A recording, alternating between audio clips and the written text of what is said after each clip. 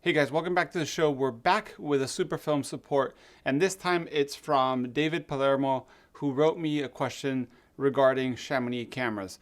If you ever have any questions regarding Chamonix cameras, I do own a 4x5, 8x10, 11x14. So, and I know the brand very well because I've worked with them before. So if you have any questions, you can always ask me. Remember, Super Film Support is basically a website where you send me questions and I answer you with videos. And I've been a little backlogged, but now that the setup is pretty much done, I can do these super fast. So I'll probably do one every Monday. Okay, guys? So, question is, he wants a 4x5 camera, but he wants either the H1 from Chamonix cameras or the F2. This is the F1 because I don't have the F2. I don't think I need to do that upgrade.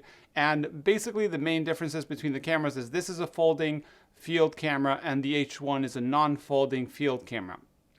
So he does mention he wants to shoot quite a few different things, and it's landscapes, sometimes old buildings, a portrait or two, and he wants to use a 90, 150, 210, and a 360, or something slightly shorter, so maybe a 300. And he says that, of course, the F2 has a bit more setting up because you have to unfold it and screw the mount wherever you want your lens to be at when you want to shoot.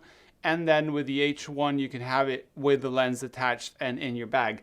The main problem, and I'm going to go straight into topic, is the fact that the F2 has more possibilities of what it can do compared to the H1. So when I talk about 4x5 cameras, I always talk about the fact of their tools. And depending on what kind of work you want to do, there's a tool for you. Of course, with a field camera, they're both great cameras, but one does more than the other. And why do I mean that? Because this camera, first of all, has really long bellows. So you can not only have, it has 395 millimeter bellows if you reach out and extend all the way. As you can see, I'm going as far as I can.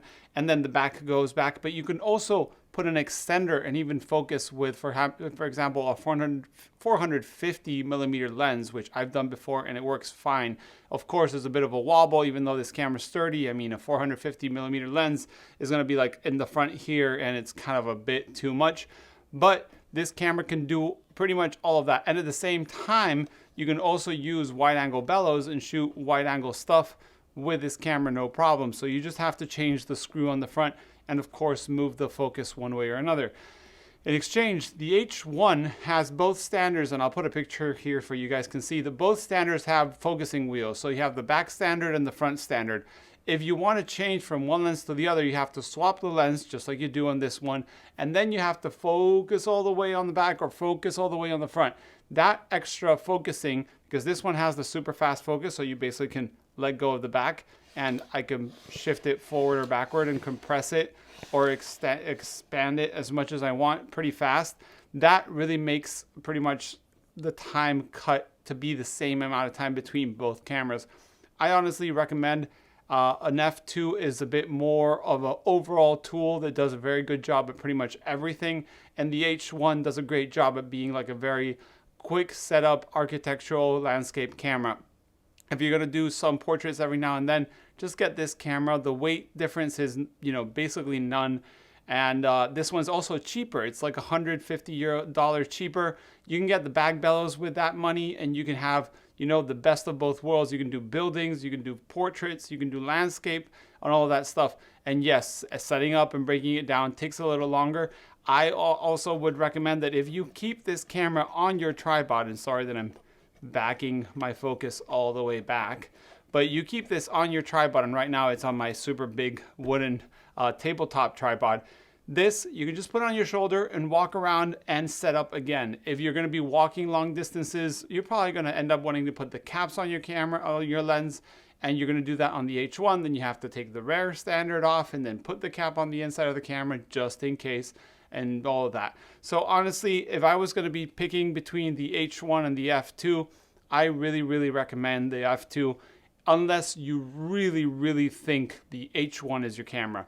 And I only think that camera, suits people if they're using, very fast setups and maybe a couple, like a 150 to a 90 millimeter lens and maybe architectural and stuff like that. For that, it makes a lot of sense. Also, it's a little bit more compact, but honestly, I don't see that much of a benefit on having, only non-folding camera. Also the movements on the front and the back on the F2 I like better than the H1. So honestly, to me, an F2 makes more sense than the H1. Of course, as I said, some people might really like the H1, but I think for like $200 more and a little bit less stuff it does, I see the balance going towards the F2.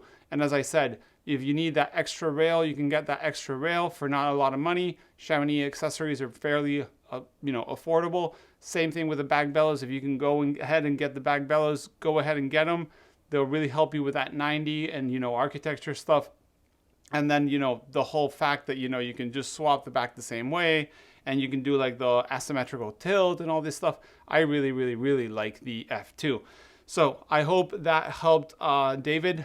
David did, reach out through Superfilm support. As I said, I try to make these videos to help people out with doubts they have and then maybe haven't found an answer.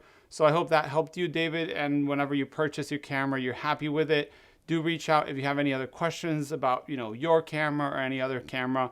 I'm always open to help people out with large format or whatever it is in the film photography world. So yeah, guys, thanks for watching. Also, if you feel like it, you can also become a Patreon of mine. It supports this channel, keeping these videos, doing these minimal setups, and answering your questions, which is something that I'm trying to do more on this channel that I don't see done in other channels. So hope you guys enjoy it. If you want to support the Patreon, the link is below, but it's Nicosphotographyshow at Patreon. Thanks for watching, guys, and see you in the next one. Bye.